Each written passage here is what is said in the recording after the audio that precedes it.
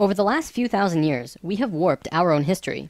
Our stories of the past have been changed, altered, mistranslated, and completely been misunderstood as we rounded the curve on the precession of the equinox.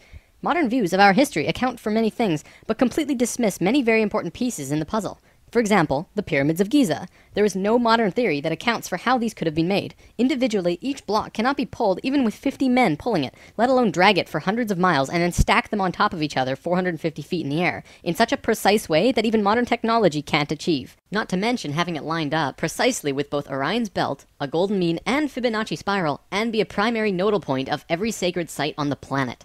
And that's just one example. Our history is not what we think. Many things that we've been led to believe to be true simply is not. This has got to be the biggest. The field of archaeology recently saw some monumental discoveries that are rocking the foundation of what we think we know about ourselves. Many ancient cities such as Babylon, Erech, and Akkad that were written about in the Bible and other ancient texts were always thought to be myths because no one could prove they existed. Then, one of them was found. This led to finding another, and then another. Inside one of these cities, archaeologists found thousands of cylindrical clay tablets hidden deep within the earth under this ancient city. The tablets were completely covered in text, written in cuneiform, and tell an ancient story that spans back over hundreds of thousands of years on this planet, describing the history of the earth and the origins of the human race in great detail. Now, the first thing we all want to do is just say that they were making things up. They didn't know the history of Earth, and they were simply creating tales to explain where they came from. However, if this was true, how can we explain how they knew so many things about the universe that would seem impossible to know? Not only did the Dogons know all about the distant planets in the solar system, but so did the Sumerians. They described them all in great detail in these Sumerian records.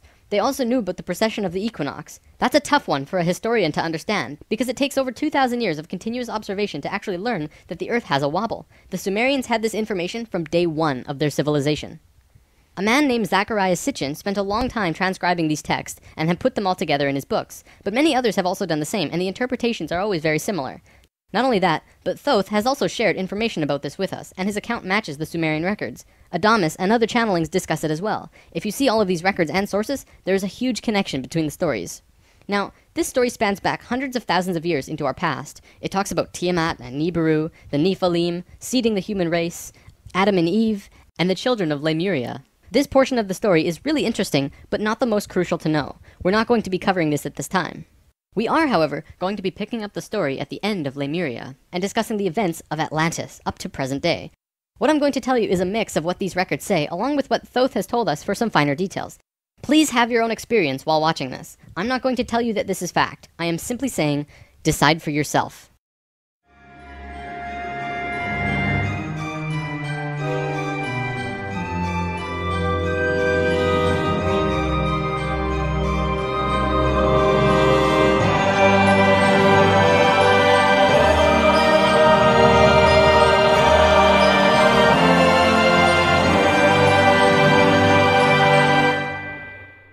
There was a time, long ago, when humans existed at a very high level of consciousness. We were interdimensional and were very psychic. We communicated through thought and emotion, much like how animals do rather than speaking or writing, which would seem very primitive. We lived primarily on a large string of islands called Lemuria, but there was a consciousness shift. We moved up in consciousness, and the islands of Lemuria sank beneath the oceans. At the time of this shift, a new continent rose out of the waters. We called it Atlantis. Back in the early 1900s, the spiritual path of the United States was similar to what's happening today. People began to learn about meditation and study ancient lands like Atlantis and Lemuria. We actually found quite a bit of evidence that Lemuria existed, and it had to do with coral. See, the ocean floor does rise and fall. Coral can exist up to 150 feet under the surface of the water. In 1910, the surface of the ocean was probably higher because they were able to see coral rings heading away from Easter Islands for a great distance. These rings were estimated to be found at 1,800 feet, which means that for them to have existed, they would have had to be much higher and sunk slowly. Probably more important, they also found the exact same fauna and flora from the Hawaiian Islands all the way to the Easter Islands. This is a great distance, but if you look at a map, you'll see a long string. That string, according to Thoth, used to run along the western shores of Lemuria. It is only on these islands that have the same flora and fauna. Same trees, bugs, bacteria, everything. Science can only explain this if there were closer land bridges between these islands at one point. Although we were studying this at that time, World War I began soon after, and we lost interest in spirituality and the ancient lands for a very long time. After the sinking of Lemuria and the rising of Atlantis, at first the human race became scattered. We moved to various islands and continents all over the world because we didn't have a home. Yet, we didn't know where to go. At that time, there were about 1,000 humans at a very high consciousness, more than all of the rest. They were called the Nakals. Today, we know them as ascended masters. The Nicals began preparing Atlantis to be our new home. They projected their energies across the surface of the continent in the form of the Tree of Life, not with 10 circles, but with 12, an extra on top on the island of Udal, and an extra on the bottom in the water. There were 10 components on the mainland, and even though it extended over hundreds of miles on the surface, it was projected to the accuracy of a single atom. We chose to move to Atlantis because of the Kundalini. In humans, the Kundalini is often referred to as the energy serpent that runs up and down your spine. When activated, it provides an immense amount of energy through all of the chakras. The Earth itself also has a Kundalini because the Earth is alive, like an organism, running from the center of the planet to a specific place on the surface. Wherever the Kundalini resides, the people there become the spiritual leaders of the world. The Earth chose Atlantis to be the new energetic center of the planet. After Atlantis, the Kundalini moved to the mountains of Tibet, which is why the Buddhists were the leaders in pure spirituality for the last 13,000 years. It was a very pure place. It moved again within the last 10 years, but that's a story for another time. If you want to read more, check out the book The Serpent of Light by Drunvalo Melchizedek. Suddenly, in a single day, the Nicals breathed life into the Tree of Life on the surface of Atlantis. This created vortexes of energy rotating out of each and every circle. Once the vortexes were established, the children of Lemuria began to be called forth. Millions upon millions of Lemurians who had settled all across the planet began to be pulled toward Atlantis. A great migration began. However, the Lemurian body of consciousness had only reached the age of 12 as a planetary consciousness. Because we were right-brained, we were a female species, like a 12-year-old girl. And some of our centers weren't working yet. They had worked with these energies, but only mastered 8 of the 10. Each migrating Lemurian was attracted to one of these 8 centers on Atlantis, depending on the nature of the individual. There, they settled and began to build cities. That left 2 vortexes with nobody using them, not a single person. These 2 vortexes were pulling life toward them, and in life, you can't have an empty place. Life will find a way to fill it. Similar to if you were driving along a freeway, following another car, and you drop too far behind, someone will fill the place. That's exactly what happened on Atlantis.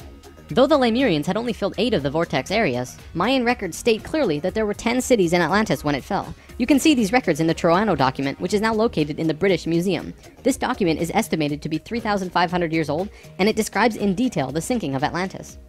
To fill these 2 empty vortexes, according to Thoth, 2 extraterrestrial races stepped in. Not 1, but 2 completely different races. The first race were the Hebrews, coming from our future. Thoth says that they came from off-planet, but we don't know where exactly. The Hebrews were kind of like a kid who went through 5th grade and didn't make it, so they had to do that grade over again. They learned all the math, the left brain stuff, but they didn't get the right brain aspect of evolving consciousness, the doing. They didn't graduate to the next level of evolution, so they had to do it again. They knew a lot of things that we didn't know yet and brought many concepts and ideas to us that we weren't aware of yet. Now, if this is true, this would explain quite a few things about the Hebrew people in general. They seem to have many sacred geometries hidden within their culture. It also puts perspective on the story of Exodus. Perhaps Moses incarnated into that lifetime to free the Hebrews because they were not direct descendants of humans and were being treated unfairly. Or could it be that Moses was visited by an ascended master of the Hebrews who guided him to free their people? Given what we know about dimensions and consciousness, it definitely puts a fresh perspective on old stories that didn't make much sense. We could talk about this more, but let's continue for now. There were no problems caused by the Hebrews coming to Atlantis. They actually benefited our evolution. The other race that stepped in caused big problems. These beings came from the nearby planet of Mars. See, according to Thoth, Mars looked very much like Earth a little less than 1,000,000 years ago. It was beautiful. It had oceans and water and trees that were just fantastic. But something happened to them, and it has to do with something called the Lucifer experiment. From the very beginning of creation, everything is simply an experiment. Creation itself was just consciousness creating and inhabiting itself in that creation. There is no divine plan. Spirit can do whatever it wants. Having said that, if Spirit decides to cut itself off from the rest of consciousness and create a separate reality on its own, it can do that too. This is called the Lucifer experiment. Because Spirit is God, it can do this. There is nothing wrong with that. We've kind of been led to believe that Lucifer is evil and the devil. This just isn't true. Lucifer is just another means of perceiving the reality. It is not a unity perception of oneness, but rather a duality perception of two-ness. There's a flower of life pattern for Lucifer as well, but that's a big topic for another time. Anytime the Lucifer experiment has been attempted in the universe, it always ends in failure. The species will cut itself off from love and will become incredibly male, left-brained. What always ends up happening is that everyone becomes very greedy. There is no compassion for one another, and everyone ends up fighting until they end up killing themselves. More than 1,000,000 years ago, the beings on Mars joined the Lucifer experiment, and it failed dramatically. Basically, they cut themselves off from the unity of the universe and created a separate reality. When the Martians severed the love bond, they became pure male, logical beings with no emotions. What happened on Mars was that they ended up fighting. Mars became a battleground. Eventually, it became clear that Mars was not going to survive. They blew their atmosphere away and destroyed the surface of the planet. Nova recently did an episode on planetary magnetics, and they found some interesting things about Mars. The planet didn't have a magnetic system, however the surface was magnetized, implying that at one point it did, but that something happened. Now, we've been discussing the star tetrahedron before, and now I want to give you a brief understanding of the Merkaba. The Merkaba was known in ancient times as the Chariot of Ascension. It is the star tetrahedral energy field around the body. All around the world there are references to this in ancient texts. When activated to its full potential, the Merkaba, which is both a tool and part of your being, can be used to do the impossible, included but not limited to changing dimensions and traveling through the universe. Before Mars was destroyed, they built huge tetrahedral pyramids. They built 3, 4, and 5-sided pyramids, eventually building a complex that was able to build a synthetic Merkaba. After a million years or so, it's been eroded, but the proof is there. Now, because the Martians were severed from the Unity consciousness, they couldn't create a living Merkaba. They simply used it as a tool. They created a synthetic Merkaba to travel in time and find a new home. A small group of Martians tried to get away from Mars before it was destroyed, and that place they found was Earth. About 65,000 years in our past. They saw this little vortex sitting there, just pulling in life, with no one in it. They didn't ask permission. Being part of the Lucifer experiment, they just said, alright, let's do it. And they stepped onto that vortex, and in doing so, they joined and changed our evolutionary path. Thoth's father, Thome, was one of the Nakals who set up Atlantis on the island of Udal. That island, the top of the Tree of Life, was the brain of Atlantis, and on it was a small city called Poseidon. This city is what Plato was discussing when he said that Poseidon bore 10 children, the 10 circles on the Tree of Life. Poseidon was made of 3 rings painted in black, red, and white stones, and it was the symbol for Atlantis. The inner circle represented the Nakals, the middle circle were the priesthood, called the Maya, and the outer circle represented the regular people of Atlantis. We'll come back to this down the road. There were only a few thousand Martians who came to Earth through the synthetic Merkaba. The first thing they did when they arrived in Atlantis was try to take over the continent. They tried to declare war and invade. However, they were vulnerable due to their small numbers, compared to the millions of Atlanteans, and we finally subdued them. We were able to stop them from conquering us, but we could not send them back. When this happened on our evolutionary path, we now had the planetary consciousness of a 14-year-old girl. The Martians were an incredibly male species, and also very old, so what you had was a 14-year-old girl being taken over by a 60 or 70-year-old man. We had no choice in the matter. The Martians just stepped in and said, like it or not, we're here. They didn't care what we thought or felt about it. Really, it was no different from what the settlers of North America did to the Native Americans. Once the initial conflict was over, it was agreed that the Martians would try and understand this female thing they lacked. This emotional feeling, which they had none of at all. Things more or less settled for a while, but the Martians slowly began to implement their left-brain technologies, which the Atlanteans knew nothing about. One after the other, the Martians kept putting out these left-brain inventions, until the Atlanteans slowly began to see things through their left brain. We slowly began to become a male species. The Martians gained control, bit by bit, until eventually they had all of the power, as was their intention. The animosity between Atlanteans and the Martians never subsided, not even till the end of Atlantis. They hated each other.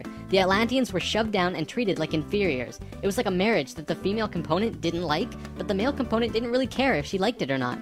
It remained this way for a very long time, until about 26,000 years ago, when the next phase slowly began. Before we continue, we have to talk about polar shifts. See, in the 1930s, Edgar Cayce was channeling information for a geologist when he stopped and he said, "There's something you should know. In the near future, the Earth's poles are going to shift." Cayce was a brilliant man with a very strong connection to higher dimensions, where he communicated with other beings for the human race. Ultimately, it was because of his channelings that the belief system called New Age was created. This is again just putting what he was doing into boxes of understanding, because no one else understood what he was doing at that time. Nevertheless, when Cayce talked, people listened. Geologists began exploring the possibility of a polar shift, and they found something remarkable. A string of major pieces of evidence came forth and lent tremendous weight to what Cayce was saying, and they have now changed the world's view on the subject. Scientists believed that if there was going to be a physical pole shift, there would also be a change in the magnetic poles. Through studying lava beds, geologists were able to see where the planetary magnetics were when the lava beds hardened at certain depths. They found that the earlier magnetic poles were not where they were now, but in Hawaii. The last shift that took place was 13,000 years ago, and we will get there in the story soon. They did another test and found that it had shifted again 26,000 years ago as well. Scientists also learned that polar shifts happen very quickly. In a single day, the magnetics would do a complete flip, or turn 90 degrees. There's that number again. And within 24 hours, the sun would be rising differently than it did the previous day. This shift has happened hundreds of times over the last 100 million years on Earth, but it's speeding up now and happening faster and faster. Now only 13,000 years between each shift. A whole new viewpoint is beginning to be understood. From space, would this not appear as a pulse? Now, there's a lot more to talk about with polar shifts, but I'm going to give you the basics. A scientist named Charles Hapgood was studying this at great detail because the leading theory behind what caused polar shifts was still underdeveloped at the time. He came up with a theory that demonstrated to be possible through various experiments. Through these experiments, they learned that the surface of the Earth, the crust, could slip over the main mass of the Earth, which continues its rotation as if nothing happened. The crust would rotate and spin out of control until eventually it settles again in a new location aligned with the new magnetics. During this time, there are massive earthquakes and tsunamis and devastations that rock the world. Doesn't that sound a bit like the destruction described in the Book of Revelations? Now, I don't want to freak anyone out. Besides Edgar Cayce's account, many other ancient prophecies, including Nostradamus and Mayan prophecies, have talked about polar shifts in one way or another. And modern science is becoming increasingly aware that there is going to be a polar shift in our near future, which is lining up with our consciousness shift, though they don't take that aspect into account. It's funny actually, a while back, Nova did 2 reports on polar shifts, and both times NASA shut them down. Then recently, Nova released a new video called Earth's Magnetic Storm. That video shows all of the evidence for pole shifts without actually using the words pole shift. It's almost as if a specific company doesn't want us knowing about this and the evidence that's been brought forth. Polar shifts are directly related to the magnetics of the planet as well. Planetary magnetics are supposed to look like this, but the reality is much different. Our magnetics have been weakening over the last 500 years or so, and today, they look a little more like this. It was the magnetics becoming more and more warped that's causing many of the problems we've seen in the last 20 years. Birds follow the magnetics of the planet to migrate, and they've been ending up in places they shouldn't be. Whales were continually beaching themselves in the 90s because they followed these magnetics, which led them to land where there should have been water. As for humans, you know how on the night of the full moon there are more rapes, murders, and violent crimes than any other night of the lunar cycle? Well, the moon affects the magnetics of the Earth, slightly. But the magnetics are so warped right now, it's affecting how we think and act as a planet. Our collapse of social structure is related to the geomagnetics of the Earth. Or perhaps it's the other way around. There's one other thing that we need to discuss about polar shifts. They always line up with a consciousness shift. They are interrelated. Thoth lived on Atlantis for a very long time, and he told us that he saw the Earth shift 5 times, watching the sun rise in the east, and then the west, then the east, then the west. This is how to explain why during a consciousness shift at the end of Lemuria, it sank beneath the oceans and Atlantis rose. If the crust was spinning randomly around the planet, many geological events such as continents rising and falling would take place. Now that we have an understanding of polar shifts, we can continue with this drama on Atlantis.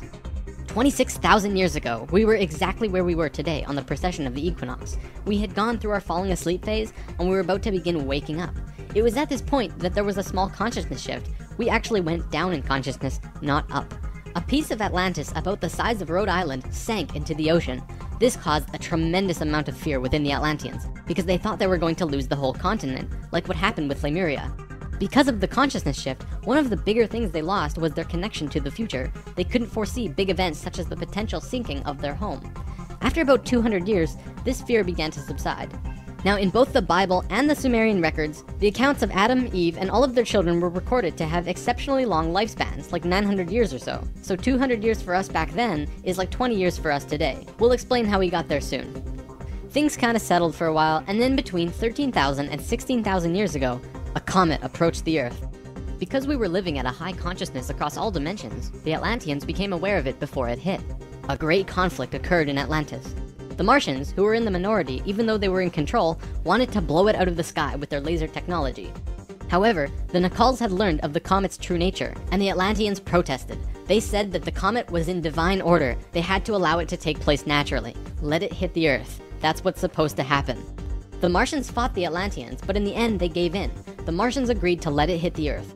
When the time arrived, it came screaming into the atmosphere, plunging into the Atlantic Ocean just off to the western shores of Atlantis, near where Charleston, South Carolina is now, only that was at the bottom of the ocean at the time. The remnants of the comet are now scattered across 4 states, and science has definitely determined that it hit at least 12,000 years ago, if not more. They're still finding pieces today. Although the main portion struck near Charleston, a few fragments actually hit the main body of Atlantis, crashing into an area right where the Martians were living, killing a huge portion of their population. They were pissed. They said, "It's all over, we're divorcing you, and we're gonna do whatever we want. You can do what you want, but we will never listen to you again." We know this whole bit. We've seen it in divorced families throughout the world. And the children? Well, look at our modern world today. We are the children. You can guess what the Martians did next. Their primary interface with the reality was control, and when their anger rose to meet their desire for control, they decided to take over the Earth. They began to once again create a complex like the one they built on Mars long ago to try and create another synthetic Merkaba. If they had succeeded, they would have gained control over everything on the planet. The only thing was, around 50,000 Earth years had passed since they had built a Merkaba, and they didn't quite remember how to do it. But they thought they did.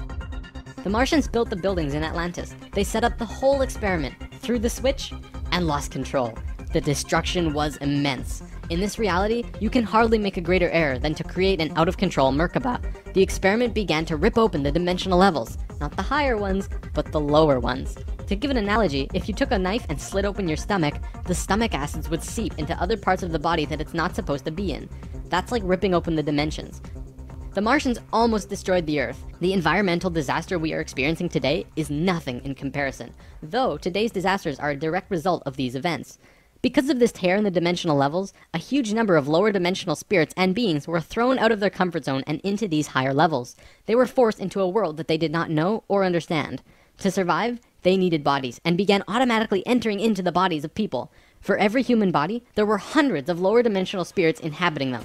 These beings were Earthlings like us, but very different, not coming from this dimension. It was a catastrophe, probably the biggest the Earth has ever seen. The reason the Nacals were special wasn't just because of their incredibly high consciousness, making them like guides of Atlantis. They also had achieved what today we call immortality. Let's just say they figured out a way to keep their body healthy and young for as long as they chose, and could choose to pass on whenever they desired it. When reincarnating, they do not suffer the great memory loss that we do when we incarnate. They did it through their expanded consciousness and tantric interdimensional sex meditations. This is how Thoth was a priest king of Atlantis for thousands of years and stayed on Earth until 15 years ago when he gave all of his memories and understanding about sacred geometry to a man named Drunvalo Melchizedek. The Merkaba is formed out of 3 star tetrahedrons overlaid on top of each other. 2 of them are counter-rotating and the third is stationary. When the Merkaba is formed with the unity consciousness, it is formed internally with love. When it is formed externally through the Lucifer experiment, it does not have that love and can become unstable very quickly. The Martians' attempt at controlling the world took place on one of the small islands in the west of Atlantis. This place today is known as the Bermuda Triangle. It's a triangle because the top of the stationary tetrahedron of the Merkaba is actually sticking out of the water there, which causes a huge electromagnetic imbalance in that area. Many planes and boats have reported to have gone missing there. They just vanish without a trace. The imbalance is multidimensional, and in many cases, these ships and planes have been sucked into different dimensions, never to be seen again. That Merkaba is still there on the seafloor today, but from what I know, it's going to be corrected soon. The Nacals did their best to save Atlantis. They sent most of the lower dimensional beings back, at least as many as they could, and sealed up the dimensional tear. Despite this, the situation got really bad, really fast. All of the economic systems collapsed. Financial, social, and all concepts of how life ought to be completely broke down. Everyone on Atlantis began getting sick with weird diseases, and the entire continent went into a state of survival. Life was no longer about living. It became about surviving until tomorrow. It was a literal hell on Earth. The Nacals had no idea what to do. They were children compared to the events that had been thrust upon them. So they prayed. They prayed to the highest levels of conscious life in the universe, asking for help from anyone who could hear them. The problem was reviewed on many high levels of life, who I am drawing as the Justice League because the 11th and 12th dimensions are completely incomprehensible to us in our current state. What they told us was this: we were going to fall. We were going to hit rock bottom, level 1, the lowest place we possibly could be in the universe and still survive. Also, we were changing polarity. We were no longer a female species, so we were starting from square one as a male species. And finally, and this was the shocker, we would only have 13,000 years to return to Christ consciousness. Normally, it takes hundreds of thousands of years for a species to get to Christ consciousness. We had to do it in a fraction of the time. If we didn't, we would not survive. This has never happened before in the universe, ever. Thoth, who was the priest king of Atlantis at the time, learned that they would have to perform this experiment on themselves. They received instructions from the highest levels of life and they went on their way. Thoth proceeded with a being named Ra and Aragat, who were previous kings of Atlantis, and began the experiment. To understand what they did, we have to talk about consciousness grids. A planetary grid is an etheric crystalline structure that envelops the planet and holds the consciousness of any one species of life. This grid does have an electromagnetic component associated with the third dimension, but it also has a component for every dimension as well. These grids are geometric, of course, and science will eventually discover that there is a grid for every species in the world.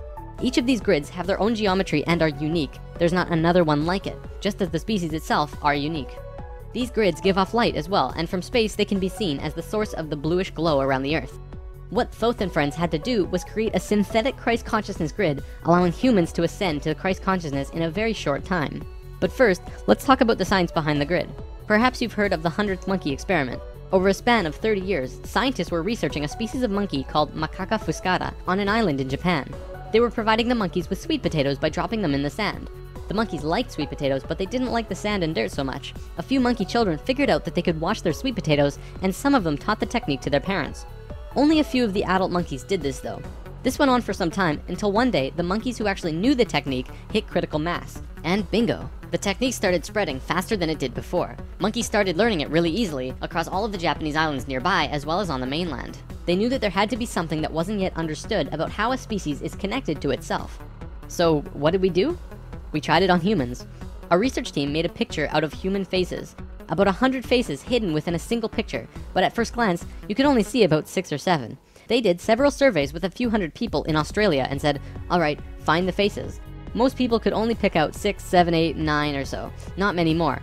After that, the research team went to Britain and aired the picture on a closed cable BBC special that was shown only in England. They showed where all of the faces were, every last one.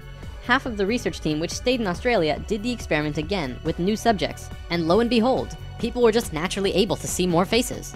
After this experiment, they knew that something definitely connects us all, and the field of noetics is learning more about it daily. It's mass consciousness. In lesson 11, I showed you the 3 levels of consciousness. Each of these levels have their own consciousness grids around the planet, and our second level grid is based on squares and triangles. Many governments of the world, especially the Russian and US governments, were studying our grids back in the 60s and probably earlier. When mapping out the grid on the planet, you find little military bases on many of the nodal points of the grid. There are tons of these bases way out in the middle of nowhere, like on little islands like Guam. This couldn't be a coincidence that these government powers placed their bases right where the little spirals came out of the grid. They were trying to take control of the grid, because if you control consciousness, you control what we think and feel. Of course, there was another organization that had its hand in both of these governments, and still do, and we will discuss them soon enough. This grid is visible through astral projection as well. 13,000 years ago, it began. Thoth, Ra, and Aragat were to create a global complex that was able to build a synthetic Christ consciousness grid over a 13,000 year time period. The first thing they did was to fly to a place which is now called the Giza Plateau, but back then it was known as the land of Chem. It was also a rainforest back then as well, not desert like it is today. First, they created a grid around the planet 4th dimensionally, and then began to construct it in the physical 3rd dimension. They went to the male energetic axis of the Earth and constructed a complex which today is called the Solar Cross. These men were 6th dimensional beings at that time and were living at a very high level of consciousness, so whatever they thought happened instantly. It was that simple. According to Thoth, he built the Great Pyramid, not the Egyptian king Cheops. Thoth says that it was built 200 years prior to the pole shift and built very quickly. These pyramids were aligned precisely with both Fibonacci and golden mean spirals emanating from out of the solar cross. Interestingly enough, Edgar Cayce also channeled that the pyramids were constructed in this time. The pyramids were also found to be built from the top down. The stones on top were placed first, which has baffled researchers ever since. Every time more is learned about the pyramids, we move further into dark on understanding how they were formed. If what Thoth says is true, well, that explains everything. From there, Thoth and friends constructed an entire network of temples and structures along this grid 4th dimensionally, placing them on nodes on the new synthetic Christ consciousness grid they were creating. All of them were made with Fibonacci or golden mean spirals, and all of them were mathematically referred back to the solar cross in Egypt through the Great Pyramid. The creation of all of the sacred sites on the planet were no accident. It was a single consciousness that created them all, from Machu Picchu to Stonehenge to Zaghuan, you name it. There are a few exceptions, but most were created by a single awareness as part of a unity consciousness grid. Although the Great Pyramid was done all at once, many of these ancient structures of the world were made 4th dimensionally and slowly dropped in frequency until they manifested on the 3rd dimension over a long period of time. Richard Hoagland's research brings this forward, but he wasn't the first either. They showed how one sacred site is extrapolated from another to another to another. A hot topic of discussion right now are ley lines. These are simply geometric relations between sacred sites. Archaeologists are now finding these huge connections between major spiritual sites in the globe, and now we know why they're connected. These sites had to be built physically so that the Christ consciousness grid could manifest. In a way, think of the physical sites as the wiring of a giant wireless electrical system, and then it needs about 13,000 years of continuous energy flow for it to actually turn on. And just so that you're not left in suspense, yes, the grid was completed. It came to life and is now active, though not really used. Congratulations, Earth! We actually survived. Not only has Thoth told us this in person, but he's also written it down in the Emerald Tablets. These tablets were left in the Great Pyramid thousands of years ago. There are 12 tablets in total, formed from a substance created through alchemical transmutation. They are imperishable, resistant to all elements and corrosion. Their atomic structure is fixed in place, and no change can ever take place. In that respect, they violate the material laws of ionization. These tablets share a great wisdom, and you can read them at over 100 different levels of consciousness, and you will always understand them differently. If you're interested in this stuff, you should definitely consider reading them. As you can probably tell, Thoth plays a pretty large role in what happened. Most of this information comes from him. Thoth also provided most of this information about the flower of life and its geometric relationship to consciousness with us. And this stuff is tied intimately to the geometry of the universe. Considering the quality and quantity of information that he has shared, it makes you really start considering that this next part can be true. The Great Pyramid has a legendary missing capstone. According to the Emerald Tablets, deep under the Great Pyramid there's a room called the Hall of Records. This room was not built by Thoth and long predates the Atlantean civilization. Within the Hall of Records is the capstone of the pyramid, which is 5.5 inches high, solid gold, and completely holographic image of the Great Pyramid. It has all of the little rooms and everything. However, this leaves us with a 24 square foot piece of the Great Pyramid that's missing. If what Thoth says is true, that missing piece actually belongs to a very special airship that exists on Earth. And the way to the airship is through the Sphinx. The Sphinx, according to Thoth, is not 12,000 years old, but dates back over 5.5 million years on Earth. Deep under the Sphinx, about 1 mile down, is a round room with a flat floor and flat ceiling. Inside this room is the oldest synthetic object on Earth. The object is about 2 city blocks in size. It's round like a disc and has a flat bottom and top. It is also only about 3 atoms thick, except for a pattern on the top and bottom which looks like this. This pattern is 5 atoms thick. Thoth says that it's powered by consciousness, thoughts, and feelings, and connects with your own living Merkaba, which means that it becomes an extension of you and your own energy fields. The ship is also intimately connected with the spirit of the Earth, and is the protector for the whole planet. Thoth built the pyramid the way he did to fit with the ship. When on top of the Great Pyramid, it creates this image from above. The disc ship has a circumference equal to the perimeter of the Great Pyramid. As we discussed in Lesson 11, whenever that ratio appears, life occurs. This ship can only be used by the purest of souls. See, whenever we approach the point in the precession of the equinox where our poles do these shifts, we become very vulnerable. Things often degenerate, and while things become chaotic, there are often other species who wish to take us over. This has always happened, not just with us, but with all evolving consciousness. Every time a takeover seems imminent, a very pure person will find their way to the ship and raise it into the air. The Earth and Sun will connect with that person and give him or her great power. Then, whatever that person thinks and feels will happen. And think about it. If consciousness is the primary core component of the entire planet, does it not make sense that it would have its own defense mechanism? This defense is an airship that plugs into the Earth and the Sun, allowing the Earth to have protection. Our takeover event actually already happened, the same year the Christ grid was activated. The year was 1989, and we were having some troubles with the Greys, a race of ETs who were slowly plotting takeover due to a previous scuffle we were having.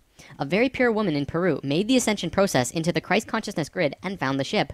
She tuned it to the frequency of the 4th dimension, where she raised it through the Earth and into the air, and manifested a situation for the Greys to leave. Within a very short time, the Greys began getting sick, and remained sick for as long as they stayed here. They have been forced to leave for now, and we are once again safe. The ship is a warship in that whatever race is trying to take over, the person will just think them away, think up a situation, and force them to leave. Returning to the events on Atlantis, after completing the complex in Egypt, Thoth and pals returned to Atlantis, where they waited for about 200 years until that critical point on the precession of the equinox where the poles would shift. They knew that Atlantis would sink, and they would be ready. Previously on Thoth and Pals! Thoth, the poles are shifting. Oh, the pole shift? Yeah, whoa, what's wrong with your eyes? I don't know.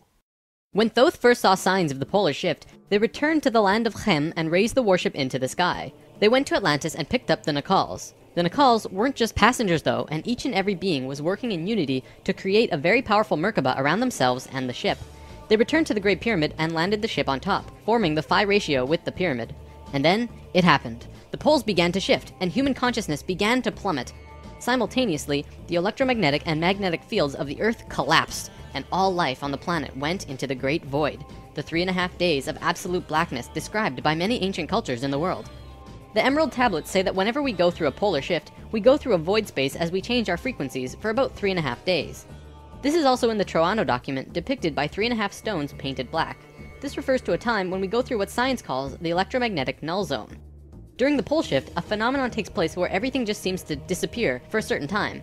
Usually it's between 2 to 4 days, and the last time it was 3.5 days. Here's where it gets interesting. What happens to us does not usually happen to a normal species, because most advanced species will have their Merkabas handy at the time of the shift. We didn't, due to our little crisis, and we got sucked into the void space without protection. This resulted in us losing our memories. Science realizes that all of our memories are connected through cells in our brains as well as fields around our heads. What is not entirely understood by science yet, at least not directly, is the connection our memories have with the planet itself. We've discussed this before. The magnetics of the Earth affect how we think and act. The Merkaba is an electromagnetic field that you create around your body that can serve as protection from void as you're consciously going through it. What happened to us when we didn't have that protection? It was a clean wipe. When we existed on Atlantis, we were living at a very high level of consciousness in a higher dimension. We had extremely advanced and sophisticated bodies and minds, and were capable of practically anything, living in a dimension where molecules were spaced so far apart that consciousness could interact with them without physically moving. It's hard to explain because you can literally shape your environment immediately through your consciousness in these higher frequencies. In that sense, we were creators, knowing and understanding oneness, beings of love. But then we fell. We dropped back down to this place called the third dimension. We also fell in consciousness back to zero. We forgot how to use the pineal gland, and it slowly shrunk to the size it is now, like a raisin, where it's supposed to be eyeball size. When this happened, we forgot how to breathe source energy into our bodies, and our lifespans went kaput. Eventually, we went from 900 years to what it is today. We had not experienced this dense reality that we had before, at least for a very long time. We were kind of like a supercomputer that gets completely wiped. No operating system or anything. We had these advanced physical bodies, but we didn't know how to use them. This is why today we are so physically advanced compared to pretty much all the other animals in this third dimension. For a time, the survivors of the Atlantean fall, and there were a few, were literally hairy barbarians. We even had to rediscover fire. The reason we're having such a hard time finding evidence of Atlantis is because for the most part, the events of Atlantis took place on a much higher dimension than our physical Earth exists on right now.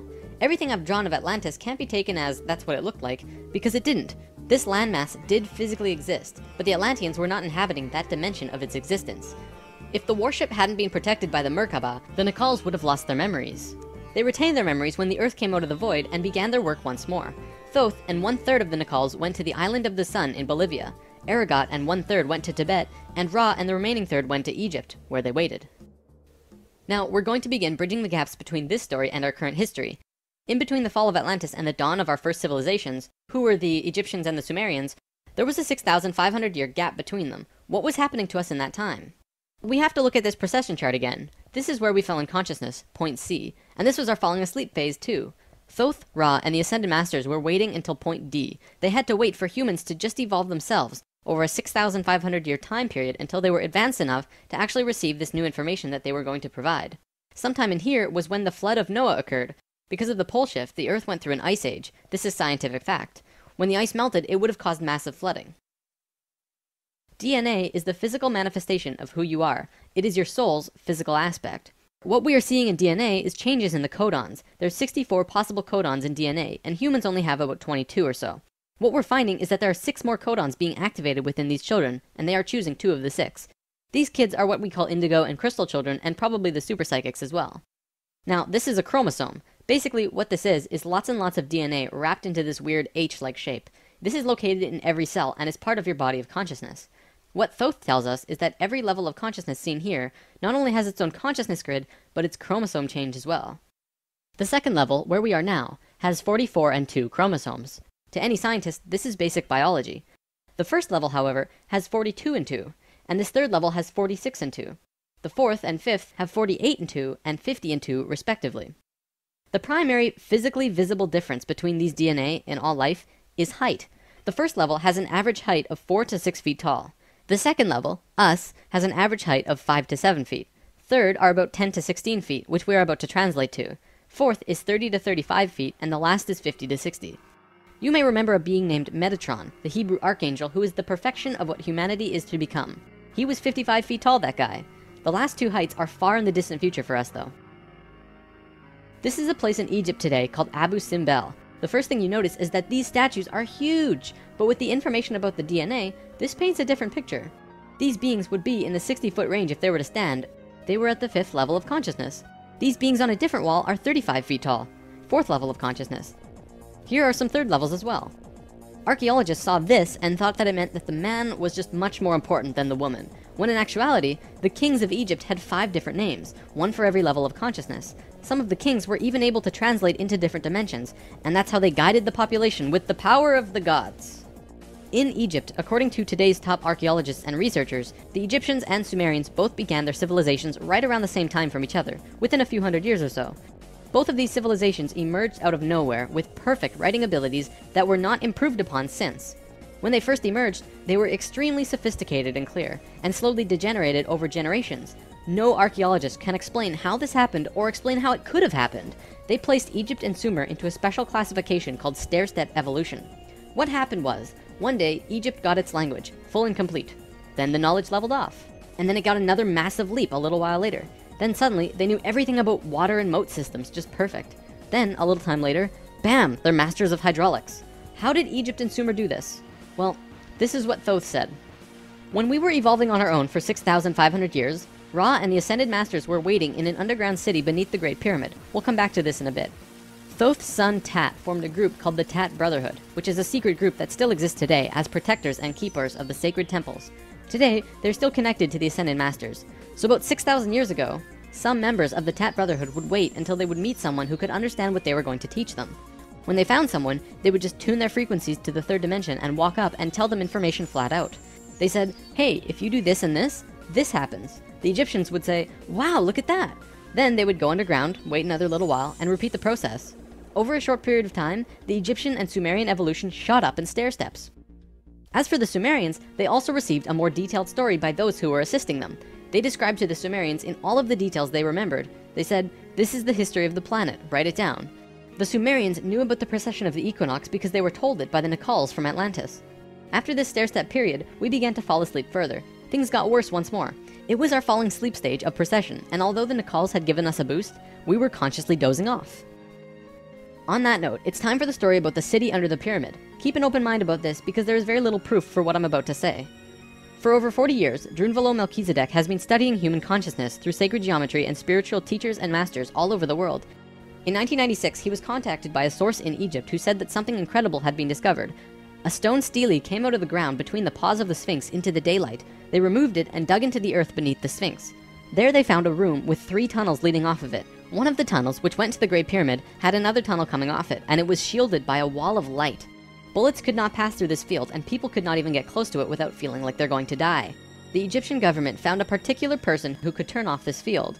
They also had brought in Paramount Studios to film it, as they had filmed the opening of King Tut's tomb. They had a good relationship with Egypt. The government wanted several $1 million from Paramount, but at the last minute they asked for an extra $1.5 million under the table. Paramount was outraged and they backed off. Things were silent for about 3 months. Then, Drunvalo heard from a source again who was involved in all this, who said that 3 men shut off the light field and went inside. They found themselves inside a very large building that went on for miles underground, which was really the edge of a giant underground city, which was really just one giant building. Then, a little while later, an Egyptian archaeologist named Larry Hunter began describing the same thing, but more detailed. He said that the city was 6.5 by 8 miles wide and 12 stories deep, and the city was outlined by specific temples in Egypt. The 3 pyramids are lined up with Orion's belt, but there are also small temples for every other star in the constellation. Those temples map out the city underground and are made out of a special stone not found anywhere else in Egypt called Koinen stone. Incredibly enough, very recently, ancient tunnels were found in Romania that led to both Egypt and the inner earth. Now, I don't have time to go into detail about this particular story, but if you want, check out the book Transylvanian Sunrise by Radu Sinamar. To be clear, this is a theory that has not been accepted by the Egyptian government, but the underground city that Thoth said was there is, according to Mr. Hunter, marked by temples made of a unique substance, and the temples match the star pattern of the constellation of Orion. 4,000 years after the stair-step evolution, we were at our lowest stage of our evolution. We were hitting bottom on the awareness road. Suddenly, out of the darkness, 3 men came to Earth to give us a little nudge. Everything in ancient Egypt was synthetic. They had this entire civilization based around achieving heightened states of consciousness, but they had to do it through tools. Now, we're not going to look at each of these tools individually, but let me give you a brief overview here. This tool was used for transferring vibrations into the body. Along with that were the hook and flail. This little device was a kind of generator to increase vibrations, though there's not too much information available on it. This thing, however, was their most important tool, the Ankh. They saw the Ankh as the secret to eternal life, and they used it not as a physical tool, but as an energetic one. They would use this form and Ankh their sexual energy. Now, this could be a huge topic on its own, like how energy travels up and down the body through a vertical tube between 5 energy channels that counter-rotate as they extend through the body. But basically, sexual energy is an incredibly powerful energy. We definitely abuse it today, but what the Egyptians knew was that when you had an orgasm, a very large amount of energy bursts from your root chakra all the way up your spine to the top of your head, and then it gets released. What the Egyptians would do was when the spiral of energy hit their heart chakra, they would onk the energy out of the back of their body and over their head and back into their body, where they would keep the energy and retain a massive energy boost. In other words, if you take a tuning fork and hit it, it will reverberate for a certain amount of time. Then, if you attach an onk on top of it and hit it again, it will reverberate at least 3 times longer. The Egyptians were doing this with their bodies. Moving on, when Atlantis was first formed, the Nacals set up something called a mystery school. This is a special type of school where you learn about consciousness, and you learn different aspects of expanding your own consciousness, and eventually getting to a place where you become immortal. It usually took a very long time to achieve this state, and that's why there were only about 1,000 Nacals in comparison to the millions of Lemurians at the start of Atlantis. The first Atlantean to reach the immortal state was a man named Osiris. Ancient Egypt's mythology tells a story about Osiris, a man who was killed and cut up into pieces by his brother in an act of rage, and then the pieces were scattered. This event, perhaps less exaggerated than the myths, actually did happen, and it took place on Atlantis. Osiris's wife and sister retrieved the pieces, and upon returning the final piece, they restored the creative energy flow and brought his spirit back into the body. Through doing this, Osiris became immortal, and he was the first immortal of Atlantis. This story is told throughout ancient Egypt on many temple walls, and I'm going to show you why. Osiris went through the 3 stages of consciousness. The first one was whole, the second was separated from itself, included physically, and the third was whole again. The Nacals used Osiris's understanding of how he became immortal as a template for how others could do it as well, only through consciousness, without needing to be cut up, of course. This eventually became what we would call the religion of Atlantis, but it was more of a deeper understanding that they were following. This template was also used in Egypt, which we will look at now. Through this stair-step evolution, we began to change from the first level of consciousness into the second. Before the fall, we had incredible memories. It wasn't this vague recollection that we have now, but today we might see it as full-tilt 3D holographic memory. After the fall, we still had a photographic memory, and could share these experiences with each other, which is called dream time. It is what the Aborigines of Australia still have today. Through the introduction of writing, however, we began to change from the first level of consciousness into the second. We lost our incredible memories, and became very separate from each other and ourselves. Thoth was the one who introduced writing, and if you look at ancient Egyptian culture, it even says, Thoth brought writing to us, as well as many other things. Now that we were in the second level, over time, things began to change, and a very serious problem developed, which if it hadn't been solved, it would have caused a major catastrophe in our own near future. Basically, in Egypt, the Ascended Masters had used Osiris's genetic coding of changing chromosomes to show others the path of ascension. They developed a system of 42 and 2 gods, with a lowercase g. They were actually called Neters. Most will recognize this one. His name was Anubis. There were 42 and 2 Neters who were representative of human chromosomes. Each one of them showed a specific pathway of life or human experience, and people would follow these understandings to learn more about their life or their own reality. The problem developed when both Upper Egypt and Lower Egypt became more separated from themselves, and the meanings of these Neters were lost. Over time, the drawings of these Neters changed, and the meanings changed with them. People had no idea what they meant. Then it got worse, when the Egyptian king Menes merged Upper Egypt and Lower Egypt into a unified country. Menes also merged the belief systems, so now you had 88 gods that people were fighting over to decide who was really God. This was an issue, because now they had people not knowing what to believe, completely lost, separated from their understanding of their own divinity and God. Things became separated further, people fought over which gods were really gods. Today, we look back and say, wow, they thought there were so many gods, when really, this wasn't the case at all. Even with the help from the Tat Brotherhood, we just couldn't get it right. There was one short period of Egyptian culture that most historians don't really understand. As it's written in ancient texts and hieroglyphs, for 17.5 years, there was a bizarre new ruler that completely changed how Egypt was run, and his name was Akhenaten. Before him, there were only kings. Akhenaten was the first pharaoh, which meant that which you will become. He was also, believe it or not, 15 to 16 feet tall, at least that's how he was always depicted, and had an elongated skull. Both of these aspects are related to Christ consciousness. Akhenaten abolished all previous understandings of God and tried to instill a one-God understanding in everyone. After 17 years, the majority of Egyptians revolted and Akhenaten was killed, soon to be replaced by someone else, returning to the old system. What actually happened? To correct the problem, Thoth got the help from Ai and Tia, who were the first immortals from Lemuria, and got them to mate interdimensionally to conceive a Christ consciousness being. Thoth said that he worked with the previous kings of Egypt to help achieve this, and Egyptologists find that Akhenaten came completely out of nowhere. It took some time, and there was a transitional period involving Amenhotep III, but soon Akhenaten was on the throne. Akhenaten used his time to bring Egypt back to a simple religion where there was one god, one reality. He used imagery of a sun disk to represent this. The priests in Egypt didn't like that because the religious beliefs were centered on the priests. Then he comes along and says, "You don't need priests. God is within you, and you can access God from within your own selves." Well, they didn't like that. He also pulled the military back and said, "Don't attack unless someone else attacks first." The military didn't like him either. Plus, the people generally didn't like him because they enjoyed worshipping their many gods. Eventually, they disposed of him. After all that, what did Akhenaten do that evidently saved humankind? Well, he developed a mystery school, with the intention of showing a small group of humans a way to ascend into the immortal state. Usually, it took hundreds of years to reach the level of immortality, and Akhenaten had 17 years to produce results.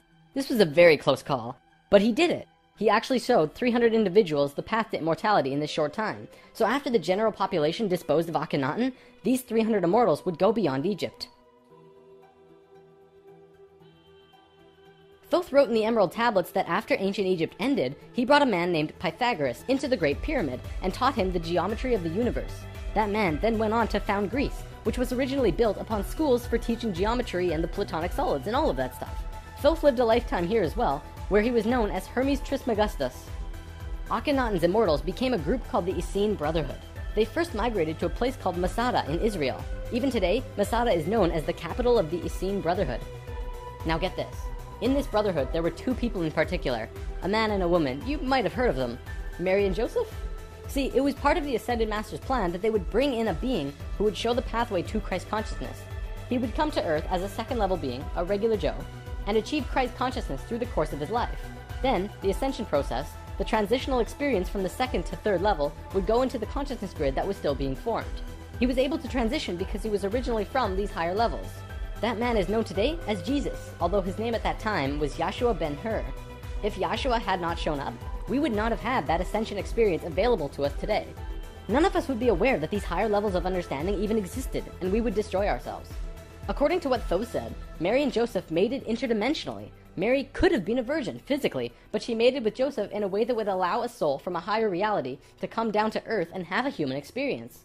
Usually, this is impossible to do otherwise. Through Yahshua's work, he came here just like us, a total human being, but he went through these three important stages: final death, resurrection, and ascension, and gave us these experiences so that we could access them down the road. Now, as we all know, the story of Jesus has a missing piece. He was a child, disappeared for some time, and then showed up again when he was 30. In a book called The 18 Absent Years of Jesus Christ, the leading theories about where he went was actually out east to either the Himalayan or Tibetan mountains, where he became an enlightened guru. He brought his teachings back to the world after that. If you remember from part 1, the Kundalini of the planet was residing in Tibet at that time. They were very spiritually adept people living there, and remain so today.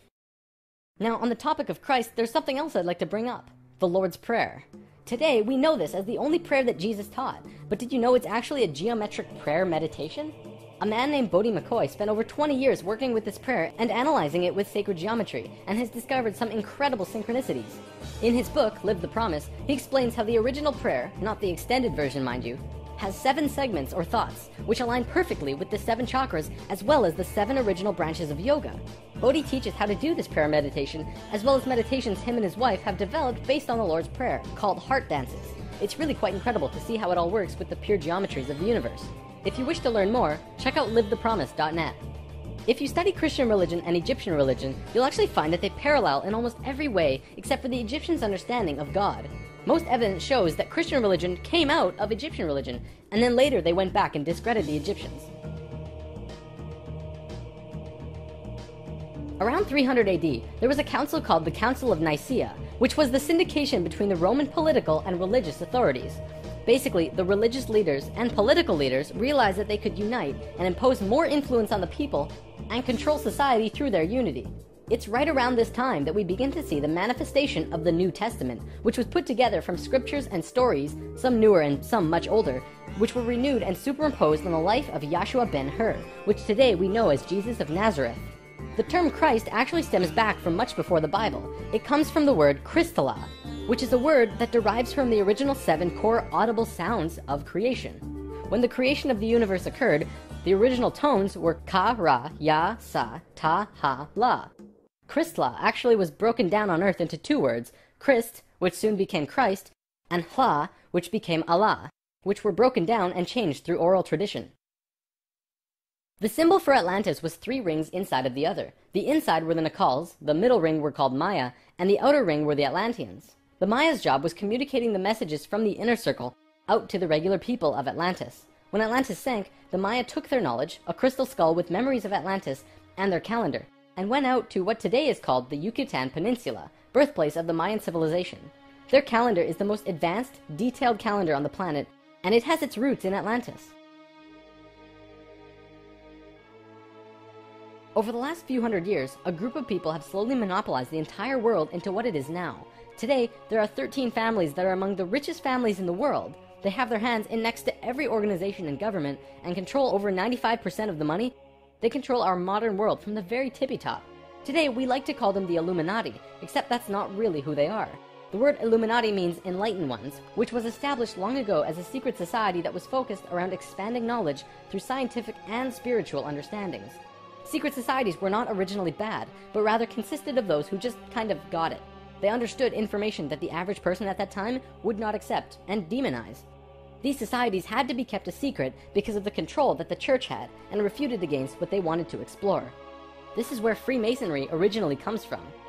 If you do the research on the time periods, what probably happened was that the church, who had the majority of the control at the time, probably infiltrated some of these organizations to make sure that they were not creating plans to expose information and destroy the world order that they had created.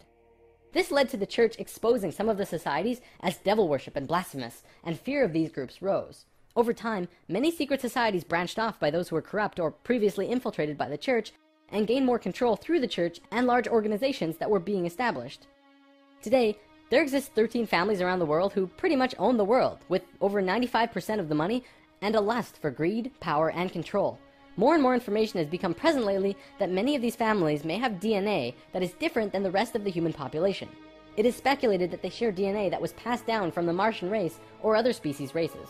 They contain no love or emotion and are completely power-driven. This brings us to the end of the human history story for spirit science, but of course, it's not really the end. For one, we've only really scratched the surface of discussing many of these topics. Secret societies, for example, would take another 2 or 3 lessons to really get into. Plus, the human history story won't end because we're still living it, and what happens next is ultimately up to you. This story, while seemingly unbelievable and at times outrageous, does explain a lot. Think about it. We've covered the Bermuda Triangle, the face on Mars, Jesus, what the Egyptians were doing, the rise of Greece, pretty much most modern religions, the reason we popped up out of nowhere 6,500 years ago, the stair-step evolution of those cultures, and the story of Atlantis, which has been elusive to us at the best of times. It also explains the Great Pyramids and their connection to all of the sacred sites on the planet, the Sumerian tablets, the Emerald tablets, Lucifer, and as for the Hebrews, if you read their Talmud, it actually seems to suggest that they're not from here. I'm not going to tell you to believe it, but it definitely puts some perspective on many questions and aspects about the world which we generally just don't have conclusive answers to. Take it with a grain of salt, though. After all, it is just a theory.